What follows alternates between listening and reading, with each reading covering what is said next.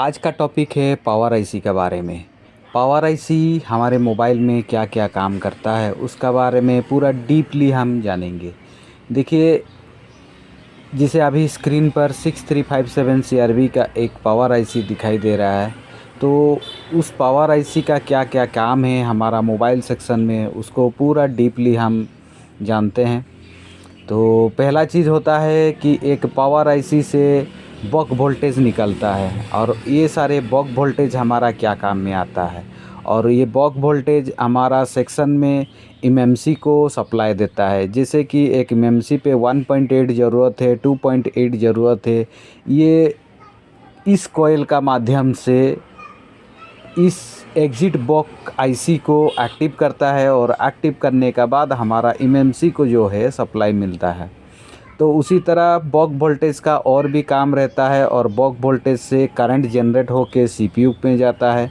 CPU से return एक line फिर से पावर आईसी पे आता है, और वो क्यों आता है फिर उसको हम जानेंगे। जैसे पावर आईसी से सीपीयू में जो भी करंट लेवल बनता है, उसी हिसाब से सीपीयू को भी चलने के लिए कभी कभार 1.2 1.8 का भी ज़रूरत पड़ जाता है, तो उसको भी पावर आईसी से ही मिलता है।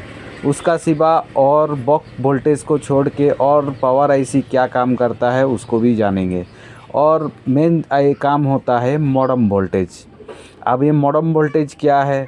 बक वोल्टेज तो सारे कॉइल से, ये जो कॉइल है उसी से निकल रहा है। अब मॉडेम वोल्टेज भी एक कॉइल से निकलता है, जो कॉइल की हम विदाउट सिम अगर चेक करेंगे तो उसमें कोई भी वोल्टेज दिखेगा नहीं। जब हम सिम लगाते हैं तब मॉडेम में वोल्टेज दिखता है, और उस कॉइल पे वोल्टेज आने से सीपीयू एक्टिव होता है, और डाटा क्लॉक का लाइन जो है वो भी एक्टिव हो जाता है सीपीयू से।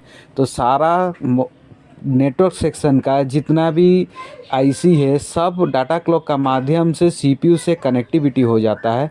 जब सिम लगा है बोल के सीपीयू को मालूम चलता है तो नेटवर्क आना चालू हो जाता है। कभी कभार हमारा मोबाइल में हम सिम डालते हैं, लेकिन ये कॉइल अगर ख़राब रहेगा, मॉडेम का अगर ये कॉइल ख़राब रहेगा तो मॉडेम वोल्टेज बनेगा नहीं।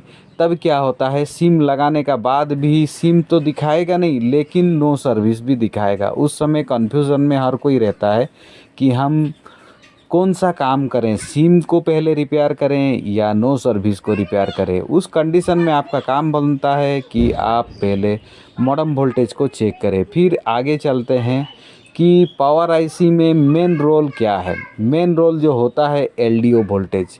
जैसे बक वोल्टेज जनरेट होने का बाद में सीपीयू में जो बक वोल्टेज जाता है उसको वोल्टेज तो नहीं बोलते हैं, वो करंट है। करंट लेवल जो सीपीयू में जाता है बक कॉइल से, उसका एक फीडबैक लाइन फिर पावर आईसी पे रिटर्न आता है। जब पावर आईसी पे रिटर्न आता है तब क्या होता है कि पावर आईसी को समझ में आता है कि सीपीयू मेरे को कुछ एलडीओ लाइन चालू करने का ऑर्डर दिया है। तो फिर उस बक कॉइल में जितना भी एलडीओ लाइन के लिए सप्लाई रहेगा वो सबको पावर आईसी से चालू करता है। जैसे 1.2, 1.8, 2.8, 2 वोल्टेज, तो जितना भी ज़रूरत है, कैमरा हुआ, ब्लूटूथ हुआ, वाईफाई, हर सेक्शन को जो भी चाहिए। जैसे कि खास करके हमारा जब मॉडेम वोल्टेज जब चालू होता है तब WTR पर 1.8 और 1 वोल्टेज बन जाता है। उसी तरह एलडीओ भी अपना काम चालू करता है, तो बहुत सारा वोल्टेज बनते रहता है। उसका बाद और क्या काम में आता है हमारा पावर आईसी, ये एक कन्फ्यूज़ वाला चीज़ में लिखा हूँ जो कि है वी-रेज वोल्ट। वी-रेज वोल्टेज क्या है? जैसे हमारा कुछ मोबाइल में क्या होता है, मीडियाटेक है, कुछ क्वालकॉम है, तो उसी तरह एलडीओ जो होता है, किसी किसी मोबाइल में आपको पीएमयू लिख के आता है, किसी किसी मोबाइल में एलडीओ लिख के आता है।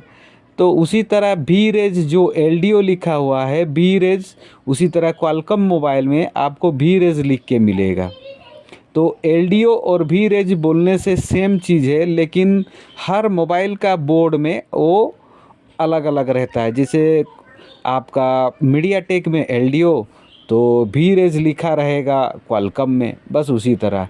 तो कुल मिला के देखने से पावर आईसी हमारा सिर्फ 3 काम करता है। एक बॉक्स सप्लाई निकालना, फिर मॉडेम सप्लाई निकालना, और बॉक्स सप्लाई निकालने का बाद सीपीयू पे जो बॉक्स से जो करंट बना उस करंट से फीडबैक लाइन अगर सही रहेगा तब वो एलडीओ बनाता है।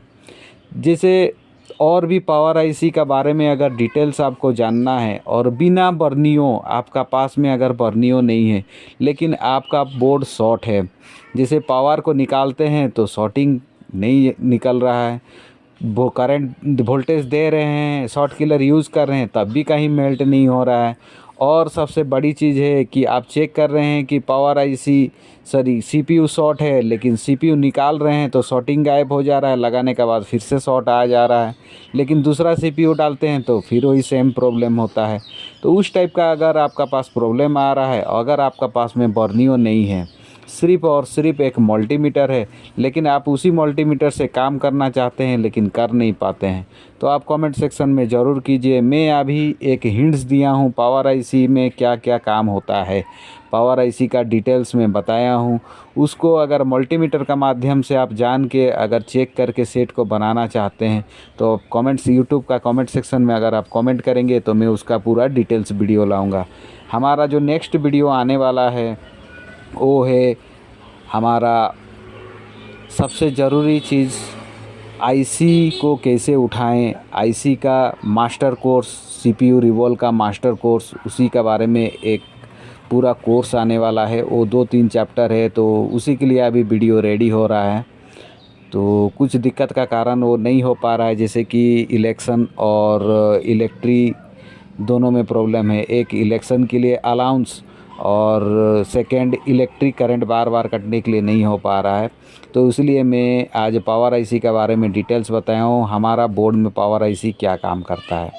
तो पावर आईसी को आप अगर समझ जाएंगे तो नेक्स्ट मल्टीमीटर में आप पावर आईसी को चेक भी कर सकते हैं कि मेरा पावर आईसी में कहाँ ख़राब है, और पावर आईसी ख़राब है या मेरा बोर्ड में प्रॉब्लम है या सीपीयू ख़राब है या एलडीओ लाइन प्रॉब्लम है या फीडबैक लाइन प्रॉब्लम है, आप विदाउट स्कीमेटिक आप जान सकते हैं। तो बर्नियो, ये नहीं कि आप बिना बर्नियो का काम नहीं कर पाएंगे, बर्नियो ज़रूरी है। कोई भी लाइन अगर ओपन हो जाता है उसके लिए हमको या तो सेम बोर्ड या तो बर्नियो चाहिए, बर्नियो का काम वही है। अगर कोई लाइन ओपन है तो उसको चेक करने के लिए सेम बोर्ड या तो बर्नियो चाहिए, या तो बाकी आप कहीं भी अगर शॉर्ट हो तो बिना बर्नियो का भी आप कर सकते हैं विदाउट शॉर्ट किलर। उसका बारे में भी धीरे धीरे मैं कुछ वीडियो यूट्यूब में छोड़ा हूँ और कुछ वीडियो मेरा धीरे धीरे आएगा। इसका सिवा और आईसी को निकालने का और बैठाने का पूरा जो मास्टर कोर्स है बहुत जल्द यूट्यूब में लोड हो जाएगा। और आगे आपको कोई भी सेक्शन का बारे में अगर जानना है तो आप कमेंट कर सकते हैं। मेरे को एक भाई इसका बारे में बताने के लिए कमेंट किए थे, तो मैं इसके लिए इसका बारे में डिटेल्स बताया हूँ।